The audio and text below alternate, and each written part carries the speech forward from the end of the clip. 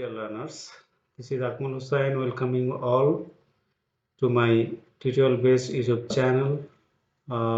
তো আজকে আমরা be verb এর নেগেটিভ সেন্টেন্স নিয়ে আলোচনা করব। be verb যদিও আমরা ডিটেইলস সবগুলো আলোচনা করি নাই, আমরা গত ক্লাসে অ্যাফার্মেটিভ সেন্টেন্সের উপরে am is are এবং past form was were কে দেখিয়েছিলাম। আজকে আমরা be verb এর অর্থাৎ am is are was were এই পাঁচটা ভার্বের উপরে নেগেটিভ সেন্টেন্স কিভাবে তৈরি করব এবং এর কন্ট্রাক্ট ফর্মগুলো বা লং ফর্মগুলো কেমন হবে সে বিষয় নিয়ে আমি বিস্তারিত আলোচনার করার চেষ্টা করব। আশা করি তোমরা ধৈর্য ধরে ভিডিওটি দেখবে শুরু থেকে শেষ পর্যন্ত, তাহলে হয়তো তোমরা অনেক কিছুই আইডিয়া পাবে। তো তার আগে আমি যারা আজকে আমার এই চ্যানেলে নতুন এসছো তাদেরকে বিশেষভাবে ওয়েলকাম জানাচ্ছি এবং সেই সাথে চ্যানেলটি সাবস্ক্রাইব করার জন্য তোমাদেরকে অনুরোধ করছি। আশা করি সাবস্ক্রাইব করবে এবং ভিডিওটি পছন্দ হলে, ভালো লাগলে লাইক এবং বন্ধুদের কাছে শেয়ার করবে। আর সাবস্ক্রাইব করার পাশাপাশি পাশের বেল বাটনটি অন করে রাখবে, তাহলে আমি যখন যে ভিডিওটি আপলোড করব যে বিষয়ের উপরে তোমার সঙ্গে সঙ্গে তার নোটিফিকেশন পেয়ে যাবে। তো যাই হোক প্রিয় বন্ধুরা, আশা করি তোমরা ধৈর্য ধরে আজকের লেকচারটি দেখবে। তবে যারা আজকে নতুন এসছো তারা be verb এর ইউজের উপর আমার লেকচার 1 রয়েছে, সেটা তোমরা দেখে নিবে। আমরা এই স্ট্রাকচারে করব। প্রিয় বন্ধুরা, এখন আমরা হোয়াইট বোর্ডে যাব এবং বিস্তারিত এক্সাম্পল সহকারে তোমাদের দেখাবো।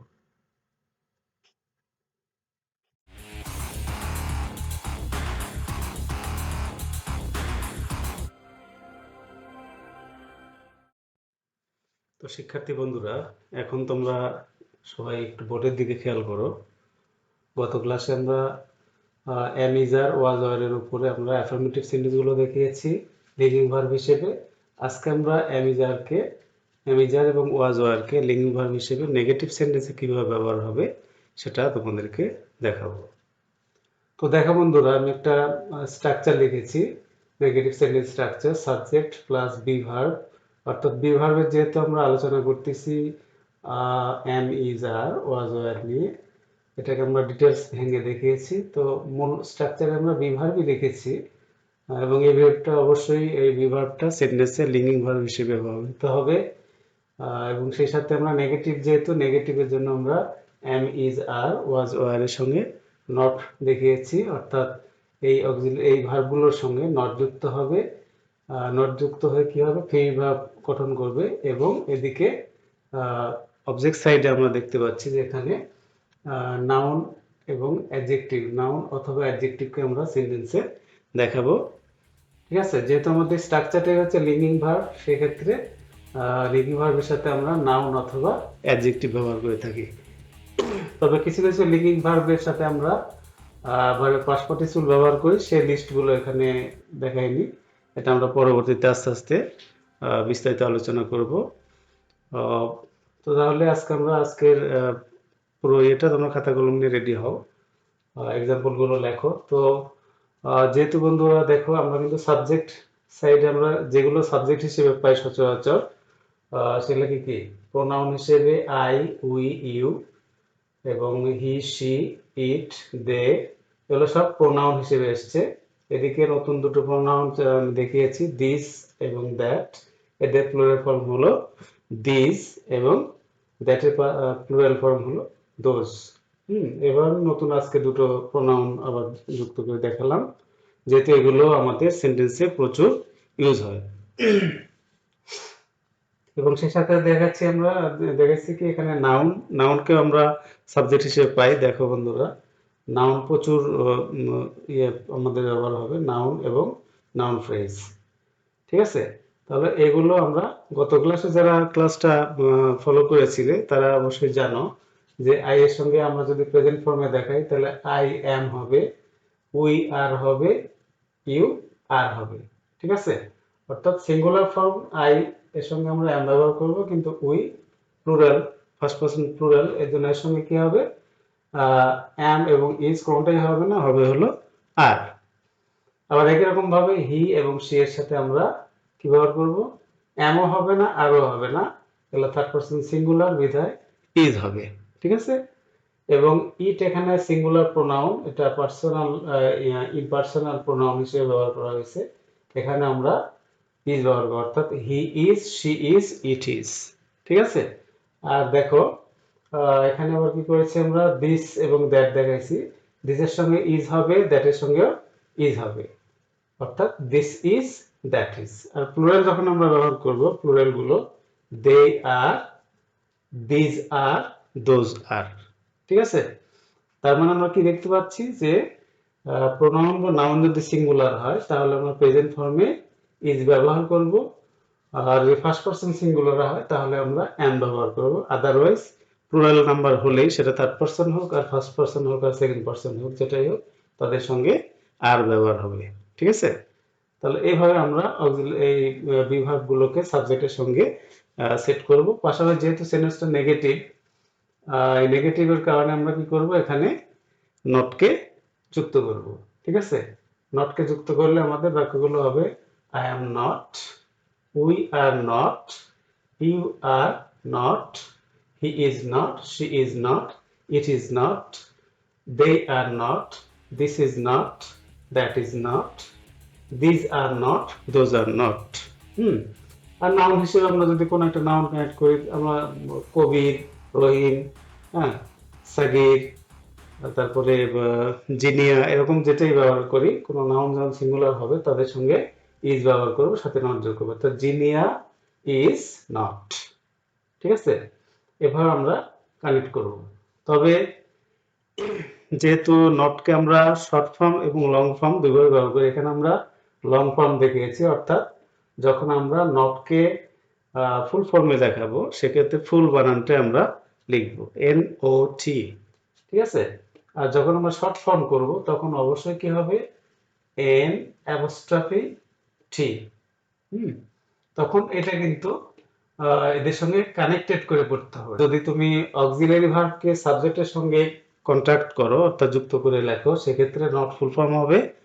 আর যদি এই ভার্বটাকে অক্সিলারি, অর্থাৎ এই যেহেতু এখানে এম, এখানে একদিকে যেমন ফিনিশ ভার্ব হিসেবে কাজ করছে, একই রকম ভাবে পাশাপাশি কিন্তু নেগেটিভ সেন্টেন্স অক্সিলারি কাজও এখানে পাশাপাশি করছে। তাহলে তুমি যদি এম কে আই এর সঙ্গে কানেক্ট করো তাহলে হবে আই এম, অর্থাৎ এখানকার এটা বাদ দিয়ে কি হবে, এখানে একটা অ্যাপোস্ট্রফি হবে, তাহলে ওই কি হবে আম। তারপর যদি আমরা ইজ যোগ করি সেক্ষেত্রে, অর্থাৎ আমরা যদি ভার্বটাকে সাবজেক্টের সঙ্গে কানেক্টেড করি, অর্থাৎ কন্ট্রাক্টেড করি, যুক্ত করে দিই, তাহলে নটকে আমরা শর্ট ব্যবহার করব, নটকে আমরা ফুল ব্যবহার করব। আর যদি আমরা অক্সিলারি অর্থাৎ ভার্বকে যদি আলাদাভাবে ব্যবহার করি সেক্ষেত্রে আমরা, তো এটা গেল প্রেজেন্ট ফর্ম। এখন যদি আমরা পাস্ট ফর্মে আসি, পাস্ট ফর্মে আসলে কি হচ্ছে, পাস্ট ফর্মে দেখো যেখানে যেখানে তুমি প্রেজেন্ট ফর্ম করলে ঠিক সেই একই জিনিস, একই ইয়ের সঙ্গে আমরা কি করব, ওয়াজ ওয়ারকে পরিবর্তন করে দেব। এটা আমরা গত ক্লাসে লিখেছি। তো তার আগে আমরা সাবজেক্ট দেখাইলাম, ফিনিশ ভার্ব হিসেবে বি ভার্বের প্রেজেন্ট ফর্ম দেখাইলাম, নট দেখালাম নেগেটিভের জন্য। এখন আমরা I am not a teacher, অথবা I am not a student. একই রকম ভাবে উই আর, যেহেতু আমরা শিখেছি উই এর সঙ্গে আর হবে, তাহলে we are not a teacher, অথবা উই আর নট স্টুডেন্টস।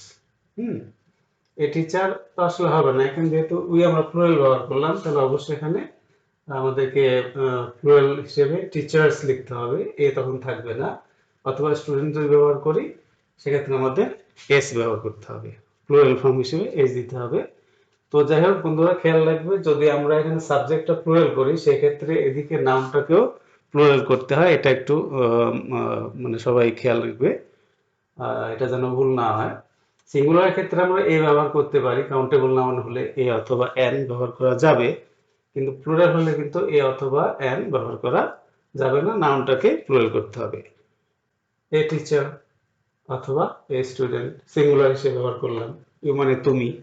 আর যদি তোমরা বোঝাই তাহলে কি হবে, ইউ আর নট টিচার্স অথবা স্টুডেন্টস। ঠিক আছে, তাহলে এভাবে এখন একরকম ভাবে আমরা কি এ গুড সিটিজেন লিখি, যে হি is not a good citizen, we are not good citizens, তখন আমরা প্লুরাল করব। ঠিক আছে, এভাবে বাক্যগুলো টেবিল থেকে আমরা সাজিয়ে নিব। তো বন্ধুরা, তোমরা এক একটা সেন্টেন্সগুলো আবার সাজানোর চেষ্টা করো এবং খাতায় লিখো, লিখে অথবা কমেন্ট বক্সে লিখতে পারো, আমি সেগুলো দেখে দিব। আশা করি তোমরা সিস্টেমটা বুঝতে পারছো। তো এরকম ভাবে আমরা প্রোনাউনগুলো দেখা দিলাম, যে সিঙ্গুলার হলে আর হবে, প্লুরাল হলে সিঙ্গুলার হলে ইজ হবে থার্ড পারসন সিঙ্গুলারের ক্ষেত্রে, আর সেকেন্ড পারসনের ক্ষেত্রে কিন্তু আরই হবে। সেকেন্ড পারসন সিঙ্গুলার হোক অথবা প্লুরাল হোক, দুই ক্ষেত্রে আমাদের আর লিখতে হবে। আর এদিকে দেখো, নাউন যদি ব্যবহার করি, যেমন কবির লিখলাম, কবির ইজ, হ্যাঁ, Kabir is not a good citizen, Kabir is not a good teacher, হ্যাঁ, অ্যান অনেস্ট ম্যান। এভাবে যেভাবে আর কি ইয়ে হয়, আমরা নাউন অথবা নাউন ফ্রেজ গুলো এখানে দেখাবো। আচ্ছা, নাউন বা নাউন ফ্রেজ দেখালাম, এখন আমরা চলে আসি অ্যাডজেক্টিভ কিভাবে কানেক্ট হয়। অ্যাডজেক্টিভ গুলো কিভাবে বলছি আমরা, ইন্ডাস্ট্রিয়াস, লেজি, অনেস্ট, ডিসঅনেস্ট। ঠিক আছে, তোমরা খেয়াল করো, ইন্ডাস্ট্রিয়াস, লেজি, অনেস্ট, ডিসঅনেস্ট, এখানে চারটা অ্যাডজেক্টিভকে আমরা সেপারেটলি কমপ্লিমেন্ট হিসেবে দেখিয়েছি। তো এগুলো আমরা একটু সেন্টেন্সে দেখি। আই অ্যাম নট ইন্ডাস্ট্রিয়াস, অথবা আই অ্যাম নট লেজি, এরকম ভাবে অ্যাডজেক্টিভ উই এর সঙ্গে যোগ করো। উই আর নট ইন্ডাস্ট্রিয়াস, আমরা পরিশ্রমী নই। ইউ আর নট অনেস্ট, তোমরা সৎ নও। ইউ আর নট ডিসঅনেস্ট, তোমরা অসৎ নও। তাহলে এরকম ভাবে আমরা অ্যাডজেক্টিভ গুলো সবার সাথে কানেক্ট করব। কবি ইজ নট ইন্ডাস্ট্রিয়াস, অথবা কবি ইজ নট এ কবি ইজ নট লেজি। ঠিক আছে, এভাবে আমরা অ্যাডজেক্টিভ গুলো কানেক্ট করব।